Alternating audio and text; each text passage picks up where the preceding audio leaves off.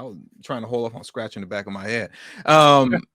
Let's get to the meat of today's show, right? Let's get to the meat of today's show. I'm You said excited. somebody was talking crazy. Somebody was talking crazy. Yeah, you said that somebody was talking crazy. Oh, I thought you meant in the comment section. Nah. Yeah. You know, the big homie, yay. The big homie, yay, is out here talking crazy. I'm not even gonna lie, man. At this time, it's like, come on, fam. I don't, you know. I'm just gonna play it. I'm gonna just play it, Rob, and I'll let you listen to it, and we all go listen to it together. It's just like, all right, bro, like, you know, okay, you know. So let me smash that like button, y'all. Smash that like button, okay? You don't deserve to be called that and demonized. Well, let me bring it back a little bit. So that's Kanye starting off right with the purge mask on. Okay, they got the purge mask on. All right, you know. Put your seatbelt on. Infowars.com. Okay, let's go. Right. You're not a Nazi. You don't deserve to be called that and demonized. Well, I see good things about Hitler also. I love everyone, and Jewish people are not going to tell me you can love, you know, us, and you can love what we're doing to you with the contracts, and you can love what we're pushing with the pornography.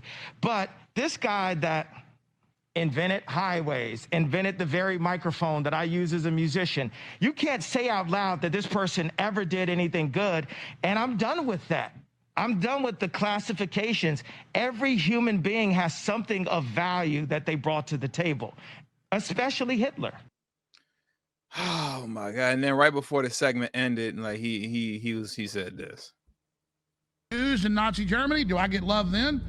Schwarzenegger said he loved Hitler. They gave him an award. I'm just saying, I don't like Nazis, and I don't like what some of the mafias are doing either. I like Hitler. This nigga said I like doing either. I like Hitler. I like Hitler. You know, and if we go back to the beginning of this year, you know, you don't deserve to be called that and demonized. Well, I see good things about Hitler also. You know, I remember Rob, a certain somebody had, you know, some things to say, you know, about me, right? And one of the things that like we talked about, and I remember that you expressed to me concerning a certain somebody, you know what I mean? Was that like, you know what, when you speak to Rob like on a personal level, right? One of the things that Rob like he says like regularly, and I don't think Rob is aware of this. Rob says like, I'm not trying to be funny. Look, I'm not trying to be funny. Like Rob said that a lot. Like, look, I'm not trying to be funny, you know? And so he was talking to me and he was like, look, I'm not trying to be funny. And I think he even added, I'm not trying to be disrespectful, you know? But he basically told me like, my problem is that like, I'm gullible from the sense that I try too hard to find like the best in people or to pull out like whatever I think their potential could be. You get what I'm saying? So they could be saying something like stupid. You get what I'm saying? And I'm seeing beyond that. You get what I'm saying? I'm seeing like, I see where he coming from though. You get what I'm saying? And I could see where you coming from. What you're saying is stupid. You get what I'm saying? But I'll always reach for the I see where you coming from kind of thing. You get what I'm saying? Or I'll reach for the, well, when you think about it, he really did certain somebody. Like you look at how he was talking about me compared to how he talk about other folks and whatever. And Rob's not with all that. Funny talking is funny talking. You get what I'm saying? You need, however you speaking, you need to get it right the first time. Ain't no, I'm not trying to see no bigger picture. Say it right the first time, you know, or make sure you clarify immediately. With all that being said, come on, bro. I can't with this man no more. I just, bro, I can't do it. You know, it's not like I've never been out here like trying to like hardcore defend, but like I kind of try to give like some kind of other side or I see where he going or whatever. But it's like, come on, bro. I can't do it with you no more. They ain't no saving you, bro. They ain't no saving you. I can't throw the life raft out there for you. There's certain things that is just like, even for as much as we talk about censorship and all that kind of stuff, you can say what you want, right? And he's allowed to say what he wants. So I'm not saying he shouldn't be able to say what he wants, But bro, you on your own, man. Come on, bro. I can't do nothing for you. I can't do nothing for you. You know, and they'll go to New York City. Them police are gonna just take you up. They're gonna take you away. Take you away. I just can't with this guy anymore, man. I mean, now we still gonna use you for these views, Kanye. But Fact. you know, we Super still gonna use fact. you. Yeah, we still gonna use you for these views. But outside of that, I mean, it's like what you were saying yesterday, or day before yesterday in the one-offs that we released. He really has an obsession with being connected to the farthest right of the most right extremist right, you know, faction of white supremacy that you can think of. Like, I don't know what his fascination is with wanting to be associated with them. And then the other thing too, like there's so many different things that I could like talk about, but I'm gonna say this one kind of last thing, and then I'm gonna let you go. I despise with every fiber of my being when people attempt to use Christianity as a shield for stupidity, for the stupidity that they're about to say. You know what I'm saying? Because if you look at what he has, a Bible sitting in front of him right now on the counter, on the desk, right? Come on, fam. Like that's not your shit. You can't just throw a Bible in front of you and then just start saying wild stuff. You know what I'm saying? Like, that's not how that works, bro. Like, that literally is how that works, though. Like, that's literally what people do. You know what I'm saying? Like, even in the Bible, they talk about how, you know, during the time of Pontius Pilate and all that, that's like the Roman Catholic Church, the church and religion and the Bible, especially when it comes to Abrahamic religions, has always been a shakedown extortion racket for whether it's tax payment purposes, whether it's tithing to build a new church or whatever. And like, you know what I'm saying? Like that's a whole nother rabbit hole to go down. You know what I'm saying? But this, you know, just go ahead. It's like you said, that is what they do. That's what they do. Bible down right on the desk, and then say something crazy, you know, or you'll see somebody that's like on that extreme far right, you know, whatever. Like Candace Owens. Money is the alleged root of all evil, but in God we trust is right on the money. You know, I think it was when Candace Owens, during the George Floyd thing, you know, when she just like ripped him to shreds about his past, right? Mm-hmm. And now his past doesn't have anything to do with the current situation that happened to him. But if I remember correctly, you know, not to go down that rabbit hole, but she started the video off, was like, my name is Candace Owens and I'm a Christian woman. And the moment they lead with and I'm a Christian woman or I'm a God-fearing man, before they open their mouth, you already know it's over. It's like, oh Lord, here we go. One of the reasons why people cling to Christianity is because in the naturalization process to become a citizen for the United States, Christianity is one of the ways that people can get a white designation status. There was a court case that happened that was called, I think it was called Dow versus the United States. And it was a case where Syrian immigrants wanted to get naturalization, and they weren't allowed to get naturalization because of the unstable government. They thought that the Syrian culture was incompatible with the United States culture. So Syrians were able to prove that there was a large population of quote unquote Christians in Syria, and through the Christianity, they were able to be naturalized under the identity of white in the United States. This is not conspiracy theory. It doesn't matter how outraged white people get and say that something wants to be racialized.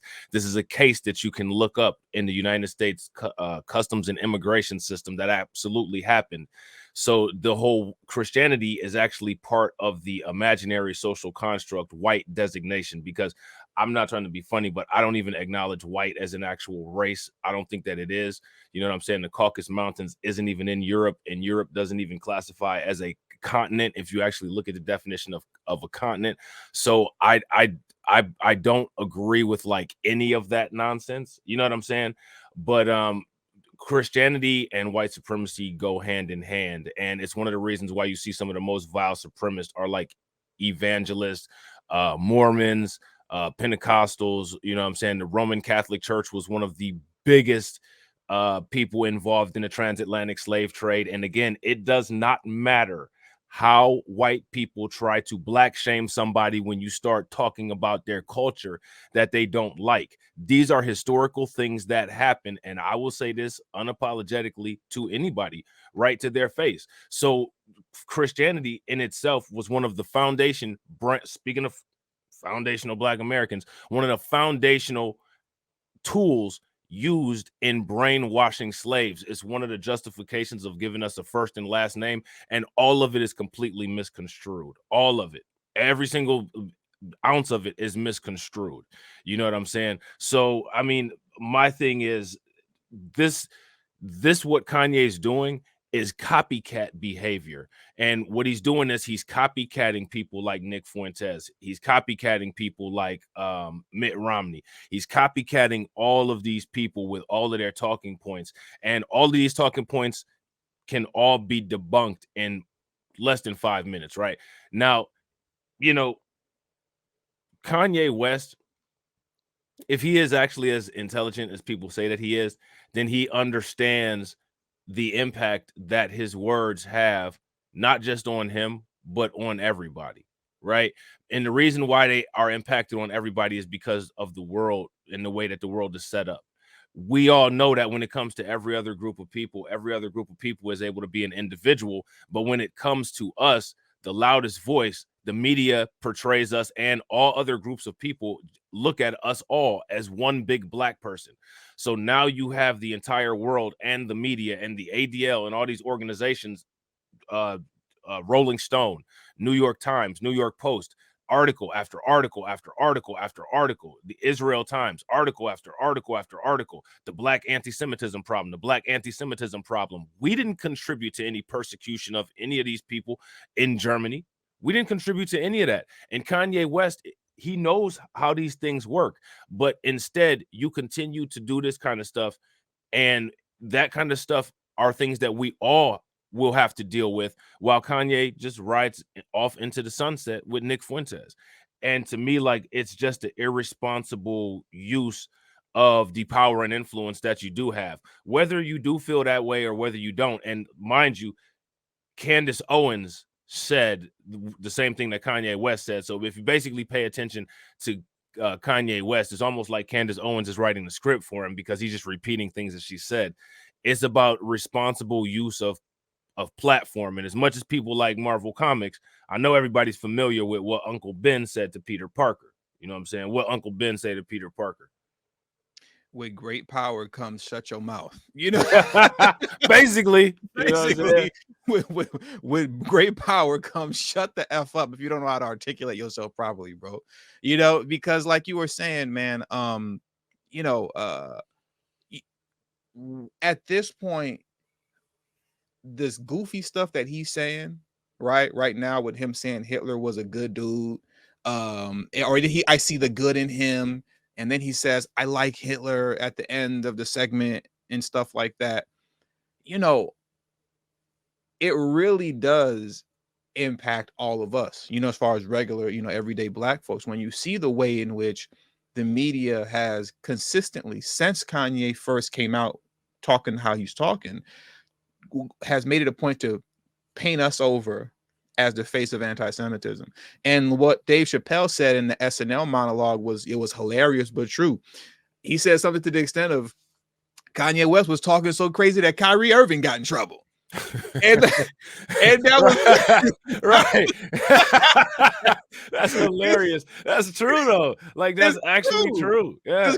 Kyrie didn't do nothing. And I'm almost tempted to believe that had the, you know, DEF CON tweet and then the Drink Champs, I'm almost tempted to believe that had that not happened, when Kyrie put up that tweet, nothing would have ever came. Nobody would have known.